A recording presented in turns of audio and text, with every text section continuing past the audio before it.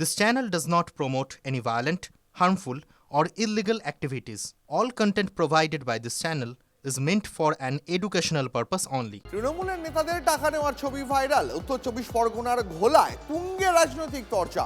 Cut money নেওয়ায় অভিযুক্ত বিলকান্দা এক পঞ্চায়েত প্রধানের স্বামী ও উপপ্রধান।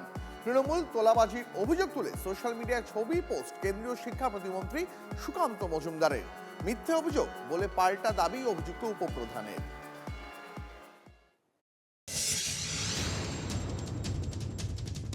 বন্ধ ঘরে বান্ডিল বান্ডিল টাকার লেনদেন, আর যাদের টাকা নিতে দেখা যাচ্ছে তারা আবার তৃণমূল নেতা। কাটমানি নেওয়ার অভিযোগ ঘিরে শোরগোল উত্তর 24 পরগনার বিলকান্দা 1 নম্বর পঞ্চায়েত এলাকা। একজন তৃণমূল পরিচালিত পঞ্চায়েতের প্রধানের স্বামী পাপন দাস আর অন্যজন উপপ্রধান প্রবীর দাস। তৃণমূল নেতাদের টাকার বান্ডিল নেওয়া ছবি পোস্ট করে তোলাবাজির অভিযোগ তুলেছেন কেন্দ্রীয় শিক্ষা প্রতিমন্ত্রী। এই পোস্ট করে সুকান্ত মজুমদার তুলোধনা করেছেন তৃণমূলকে। এই সব কারখানা 2000 টাকা করে এই যা খবর পেলাম, হ্যাঁ, তো আমার কারখানা এক গাড়ি মাল দিলে 2 মাস চলে। আমার একটা ব্যাপার, ওই টাকা পয়সা কার কি কম বেশি ওটা দেখিনি, মোটামুটি কারখানা বেসিস এটা সিদ্ধান্ত করেছে আমাদের বাবাই সাহেব। এখন সব কারখানাকে এটা দিতে হবে। এই সব আমি আর নিতে পারছি না দাদা। আমার তোমরা যে সিস্টেম শুরু করছো, এক এক সময় এক একটা সিস্টেম শুরু করছো। এ তো একজনের থেকে টাকা নেওয়ার ফটো দেখা যাচ্ছে। শেখর দেবনাথ একটা লো ল্যান্ড কিনেছিল, সেটা ভরাট করার দায়িত্ব যে বাবাই নিয়েছিল, এটা তো সবাই জানে। এ তো নতুন কিছু নয়। এই কল্যাণী হাইওয়ে দুধারে যত জমি ভরাট হচ্ছে, এই ভরাটের কাজ তো তৃণমূল কংগ্রেসের কর্মীরা নেতারা করছে। তো আমি আগেও বলেছি, আজও বলছি। টাকা নেওয়ার সব অভিযোগ উড়িয়ে দিয়েছেন বিলকান্দা 1 নম্বর পঞ্চায়েতের উপপ্রধান। এগুলো মিথ্যে কথা বলা হচ্ছে। আমি যদি কোনোভাবে প্রমাণ দিতে পারে যে আমি টাকা নিয়েছি বা আমি নিচ্ছি কোনো মালিককে বা কোনো কারখানার মালিককে, যেটা আমার নামে বলা হচ্ছে, যদি কোনোদিনও কোনো মালিক যদি বলে দিতে পারে যে বাবা এদের 1 টাকা নিয়েছে, যে সাজা দেবে আমি সে সাজা মাথা পেটে নেব। যদিও এই নিয়ে আর এক অভিযুক্ত প্রধানের স্বামী ক্যামেরার সামনে মুখ খুলতে চাননি। গত বছরের জুনে মন্ত্রী, বিধায়ক, কাউন্সিলরদের উদ্দেশ্যে মমতা বন্দ্যোপাধ্যায় বলেছিলেন তিনি টাকা তোলার মাস্টার চান না, কিন্তু কে কার কথা শোনে, পার্টি ফান্ডের জন্যই হোক বা নিজেদের পকেট ভরতে কাটমানি নেওয়া চলছেই। বিরোধীদের দাবি, ভাইরাল হওয়ার ছবি তো তেমনই ইঙ্গিত দিচ্ছে। অনন্ত চট্টোপাধ্যায়ের রিপোর্ট, TV9 বাংলা। আর এই মুহূর্তে যে খবরে নজর রাখবো, জবাবে মোটেও সন্তুষ্ট নয় ইন্ডিগোর ওপরে রেগে আগুন ডিজিসিএ। শাস্তির মুখে সংস্থার সিইও। আজও ব্যাহত ইন্ডিগোর বিমান পরিষেবা। এই নিয়ে 7ম দিনে সংস্থার 300-রও বেশি বিমান বাতিল হয়েছে। শুধু দিল্লি বিমানবন্দরেই যাওয়া আসা মিলিয়ে বাতিল হয়েছে 134টি বিমান। শনিবার ডিজিসিএ ইন্ডিগোকে শোকজ নোটিশ পাঠিয়েছিল। সোমবার সন্ধ্যায় সংস্থা সেই নোটিশের জবাব দেয়, কিন্তু তদন্ত কমিটি মনে করছে ইন্ডিগো বিষয়টির গুরুত্ব ঠিকভাবে বোঝাতে পারেনি এবং তাদের দেওয়া জবাব মোটেও যথেষ্ট নয়। তাই এবার বড় পদক্ষেপ করতে চলেছে ডিজিসিএ। তলব করা হতে পারে সংস্থার সিইও পিটার এলবার্স এবং সিওও ইসিদ্রে পোরকেবারকেও।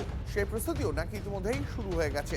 সূত্রের খবর, বুধবারই তাঁদের হাজিরা দিতে বলা হতে পারে। তার মানে এখনো পর্যন্ত ডিজিসিএ যে রিপোর্ট ইন্ডিগো জমা দিয়েছে সেই জবাবে সন্তুষ্ট নয়। শাস্তির মুখে পড়তে পারেন সংস্থার কর্তারা। আরও বিস্তারিত এই বিষয়ে জানবো আমাদের প্রতিনিধি সায়ন্তর কাছ থেকে। সায়ন্ত, আজও ইন্ডিগোর পরিষেবা ব্যাহত, সব মিলিয়ে 7ম দিনে সংস্থা 300-রও বেশি বিমান বাতিল হয়েছে। একদমই, দেখো বিপর্যয় তো হয়েছে এবং তাতেই রীতিমতো ক্ষেপে আগুন ডিজিসিএ। তারা কিন্তু ডিজিসি এর কাছে ইন্ডিগো যে রিপোর্ট জমা দিয়েছে বা যে উত্তর জমা দিয়ে, তাতে কিন্তু মোটেই তারা সন্তুষ্ট হতে পারছে না। আর যে কারণে এই ডিজিসি কিন্তু কোনো কড়া পদক্ষেপ নিতে পারে এমনই ইঙ্গিত পাওয়া যাচ্ছে। তবে ইন্ডিগোর যেভাবে বিমান ব্যাহত, আজকে 7ম দিনেও যেভাবে পরিষেবা ব্যাহত, বিভিন্ন জায়গায় বিমান বাতিলের খবর আসছে, তাতে কিন্তু যাত্রীরা চরম সমস্যার মুখে পড়তে হয়েছে, যার জন্য উত্তর দিতে হচ্ছে ডিজিসিএ কে। আর যে কারণে ডিজিসিএ কিন্তু ইন্ডিগোর কাছে সঠিক উত্তর চেয়েছিল, ইন্ডিগো কিন্তু সেই উত্তর দেয়নি। সোমবার সন্ধ্যায় সংস্থাটি সেই নোটিশের আমাদের ইন্ডিগো জবাব দিয়েছিল। তাতে মূলত ইন্ডিগো এই বিষয়টিকে নিয়ে সেরকম গুরুত্বই দেয়নি। কেন এই ধরনের ঘটনা ঘটাচ্ছে তার গুরুত্ব ঠিকমতো বোঝাতে পারেনি, যে কারণে ডিজিসিএ কিন্তু একটা বিষয় পরিষ্কার করে দিচ্ছে যে সাধারণ মানুষের স্বার্থ ছাড়া এখানে আর কি দেখা হচ্ছে না। সাধারণ মানুষের স্বার্থ। অনেক ধন্যবাদ তোমাকে। যেমনটা আপনাদের জানাচ্ছিলাম, উড়ান বিপর্যয় কেন, মোদী সরকারকে গোপন চিঠি ইন্ডিগোর। চিঠির বিষয়বস্তু নিয়ে তৈরি হয়েছে রহস্য।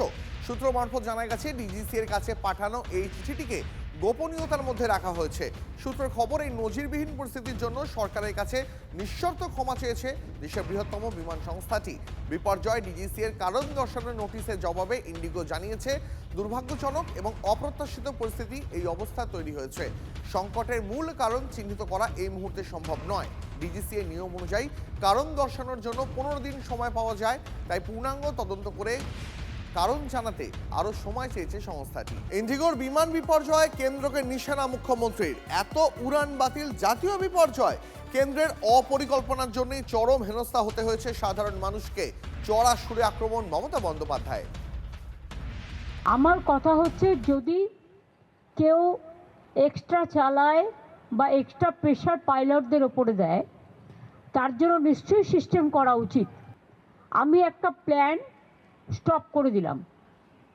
তো what is the other option for public, for commoners?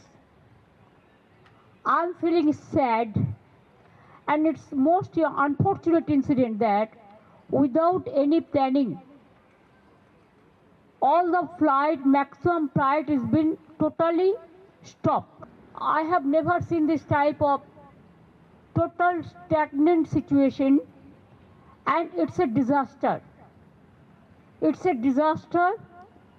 Country matter, they are not interested. This BJP government, double engine government, is interested only to take care for their election and how to capture the vote, the EVM machine and the election commission and the agency. We are just watching the situation, and situation is going to bad to worse. ওনার চিন্তা করার কোনো কারণ নেই। দুটো charter আছে, দুটো charter আছে,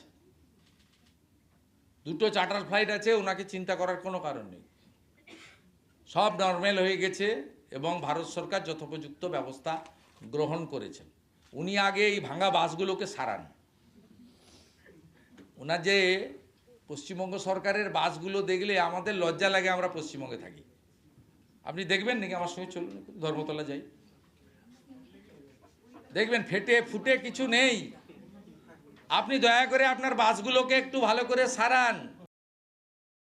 competition বন্ধ হয়ে যাচ্ছে ধীরে ধীরে। একটা দুটো এয়ারলাইন্স তারা সেখানটায় রাজত্ব করছে, তারা তাদের মতো করে দাম ঠিক করছে এবং তাদের উপরে কোনো রকমের নিয়মকানুন আরোপ করার চেষ্টা করলে তারা সেটা ঘুরপথে সেটাকে বিরোধিতা করছে। তাদের বিরোধিতার জন্য সাধারণ মানুষের বিপদ বাড়ছে। যাত্রীদের আদালতে যাওয়ার অধিকার আছে, কারণ তাদের সময় নষ্ট হচ্ছে, তাদেরকে বসে থেকে তাদের ক্ষতি করছে কাজের। অবশ্যই তাদের ইন্ডেমনেশন দেওয়া উচিত বলে আমি মনে করি। যাত্রীদের তরফ থেকে এই ব্যাপারে আন্দোলন করা উচিত। পার্লামেন্ট চলছে, পার্লামেন্টে বিষয়টা উঠানো উচিত। রাজ্য জুড়ে শীতের আমেজ।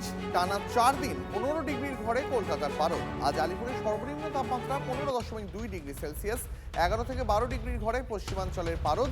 দার্জিলিংয়ের তাপমাত্রা নেমেছে 5.6 ডিগ্রিতে। আগামী 5 দিন শীতের এই আমেজ বজায় থাকবে। আরও একবার জানিয়ে রাখবো আপনাদের, রাজ্য জুড়ে শীতের আমেজ অনুভূত হচ্ছে টানা 4 দিন। এই নিয়ে 15 ডিগ্রির আশেপাশে কলকাতার পারদ।